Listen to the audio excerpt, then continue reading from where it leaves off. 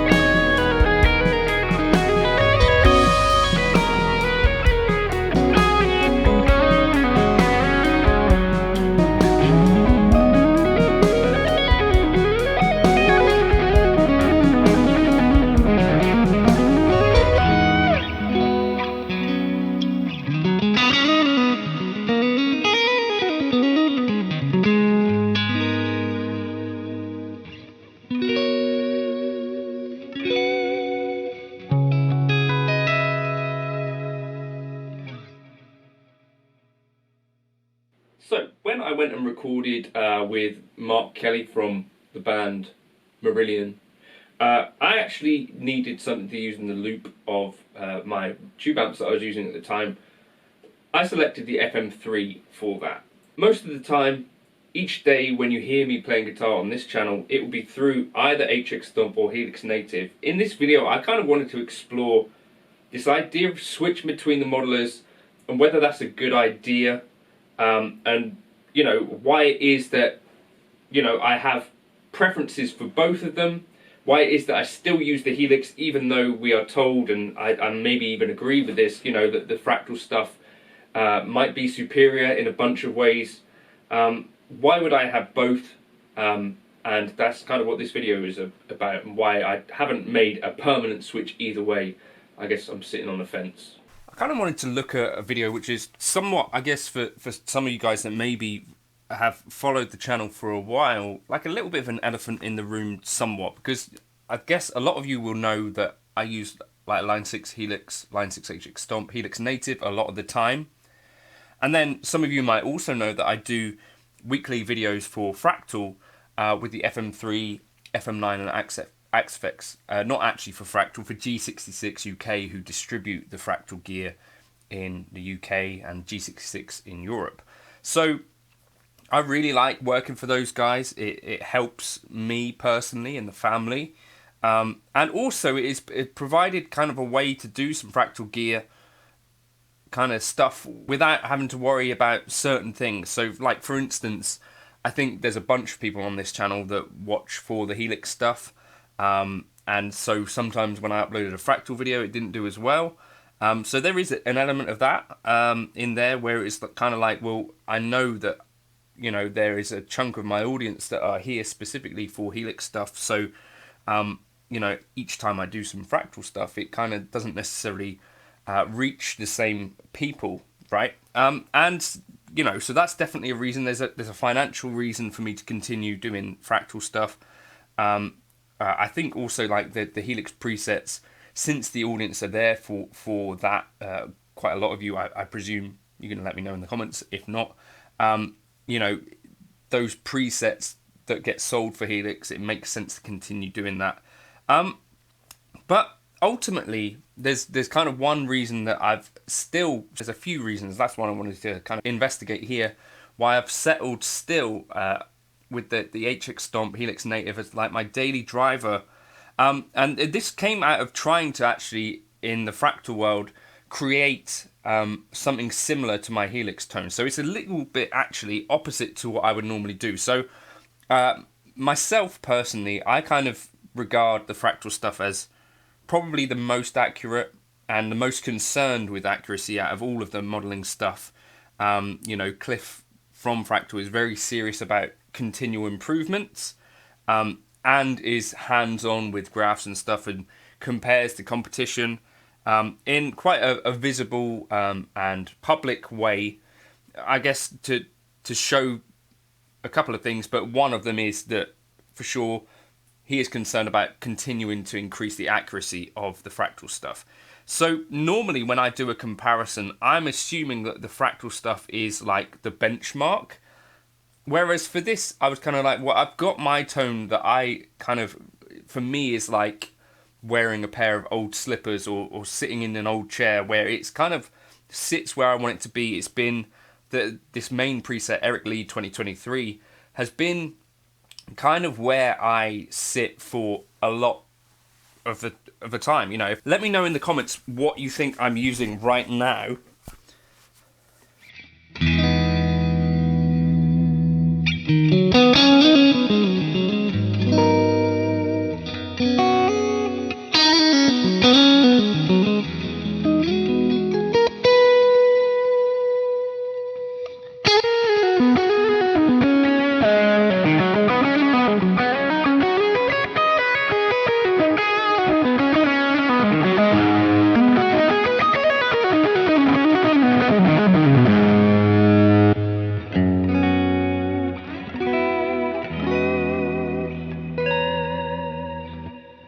So was that a Helix or was that the FM3? Let me know in the comments what you reckon.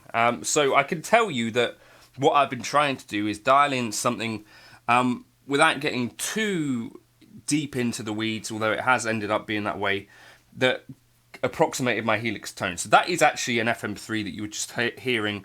The difficulty is that in the Line 6 world, I've got a few things that I've kind of settled on, which are not necessarily based on anything in the real world. So the Line 6 Litigator, which is like Ben Adrian's take on a Fender modded thing, you know, sort of like a Red Plate 2 Rock Line 6, a Dumble, that sort of flavour, but it's not based on a real amplifier. So he kind of just made a thing that sounds how he wanted it to sound and responds how he wants it to respond.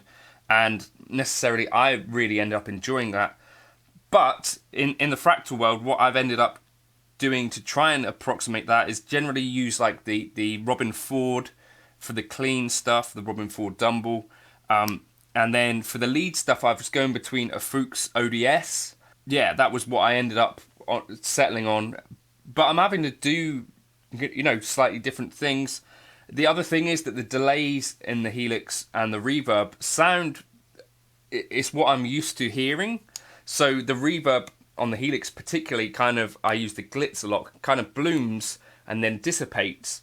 And matching reverbs can be a really difficult thing to do. So this is the thing, like if you've got a sound that you're really happy with already, I would say switching modelers in any case doesn't, to me, seem like a great idea unless there's something specifically you're finding your modeler can't do. And if you are thinking that, then in general, I find that the Fractal stuff has all the other things that you'd want. So if I'm looking for something different to my usual, then for me, I think actually jumping into the Fractal world makes much more sense, because there's a much larger selection of amp models in there. You know, a bunch of Dumbles, a load of Fender Tweed style amps, a load of Marshalls, you know, over 300 amps that are in there. So it makes sense. It's also sounds that I'm not quite as familiar with. The other thing is the foot switching in the Fractal world is more flexible. So you can switch between layouts. And I think you've got 8 layouts in the Fractal world that you could switch between under your feet at any one time. So you very realistically can gig with the FM3 with the 3 foot switches. I have done that. And the other thing is that the Fractal stuff, you can long press stuff and you can like toggle between scenes. So you have like 8 scenes in a preset, and those can have, in most blocks, 4 different channels, and it's now kind of gapless between them as well. So you could have 8 scenes with 4 different amps controlling different bits and pieces. And then to get between those scenes, you can toggle on a switch as well, which is really, really neat. So if you're already on scene 1, if you press again, it'll move you to another scene. Or if you're on scene, so you get what I mean, you can toggle between with the same foot switch, and you can hold, you know, so you can have essentially 3 functions with 1 foot switch. Really clever in that way. You've got way more effects than any other device as well. But that's kind of the kicker for me. If I'm really wanting to settle into my own tone, what I'm so used to is like Helix. And the Helix native has been a thing which has been a real important part of my workflow, because I can just come up to the computer, plug it in, and, you know, start playing. So for instance, I'm now plugged into my DAW, no hardware needed.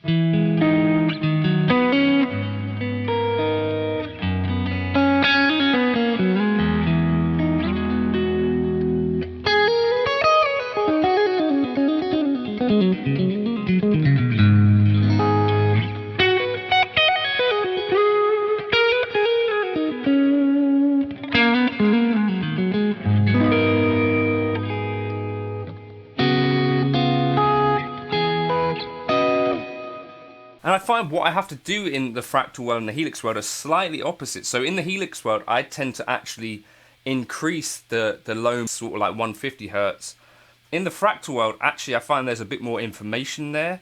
And that, I think, is part of the reason that maybe people hang on to this Fractal feel as being a better thing, a thing they prefer. But actually, for me, sometimes with like the lead tones and stuff, I'm actually finding that having less of that low-end stuff going on, the rumble kind of tones, can sometimes be beneficial. And I'm really like the idea that I can, you know, record with Helix native and then come back and tweak those tones in the mix, listen to what might be needed if it is sometimes going to be changing, record without any hardware at all, and kind of not be wedded to those sounds. So that for me is kind of the big difference for me with the Helix versus the Fractal stuff still at the moment, is that there's that native version of Helix which in terms of workflow really suits me quite well. Let me know your thoughts if you've switched either way in the comments, and your thoughts on that. I think it's not as contentious as it used to be, and I think in terms of choice about models and stuff like that, and flexibility of the hardware, flexibility of the routing, Fractal wins, but there's these other things that Helix does that still for me is really important to my workflow.